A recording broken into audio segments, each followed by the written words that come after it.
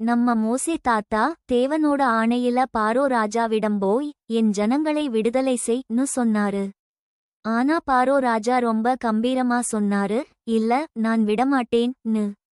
அப்புறம் தேவன் எகிப்தில் 9 வேறு வேறு அழிவுகளை அனுப்பினார். பாம்பா, புழுவா, இருட்டா எல்லாமே வந்துச்சு.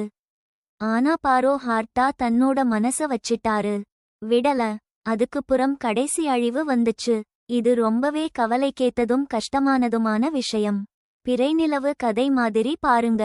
ஒரு நாள்னு தேவன் மோசே தாத்தாவை கூப்பிட்டு சொல்றார், இப்போ நான் கடைசியா ஒரு அழிவ அனுப்ப போறேன். இது நடந்தாதான் பாரோ உங்க ஜனங்களை வெளியே அனுப்புவாரு. அந்த ராத்திரி எகிப்துல இருக்கிற எல்லா முதல் பிறந்த பசங்களும் அரசனோட மகனும் கூட இறந்து போவாங்கன்னு தேவன் சொன்னாரு. ஆனா இஸ்ரவேலு ஜனங்கள பாத்துக்கணும். அதுக்கு தேவன் ஒரு வழி சொல்லாரு. வண்ணத்தட்டு கொஞ்சம் கிராமத்து பாட்டி மாதிரி சொல்றேன். கூடாரத்துல இருக்கிற எல்லாரும் ஒரு ஸ்பாட்லெஸ் ஆட்டுக்குட்டிய வதை பண்ணி அதோட இரத்தத்த பொட்டல கட்டி வீட்டு வாசலோட மேல் பக்கத்துல பூச்சணும்னு தேவன் சொன்னாரு.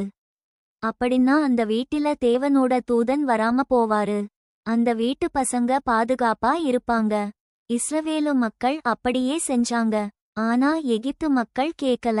அந்த ராத்திரி தேவனோட தூதன் வந்தார். எகிப்துல இருக்கிற எல்லா முதல் பிறந்த பசங்க ராஜாவோட குட்டி மகனும் கூட இறந்து போனாங்க. எகிப்து முழுக்க அழுகையா இருந்துச்சு. அத பார்த்த பாரோ ராஜா மிகவும் பயந்துட்டாரு. உடனே மோசே தாத்தாவை கூப்பிட்டு, போங்க, நீங்களும் உங்க ஜனங்களும் எங்க நாட்டை விட்டு கிளம்பிட்டீங்கன்னு அனுப்பி வைச்சாரு. இந்த கடைசி அழிவு நடந்ததால தான் பாரோ ராஜா இஸ்ரவேலு மக்களை விடுதலை பண்ணார்.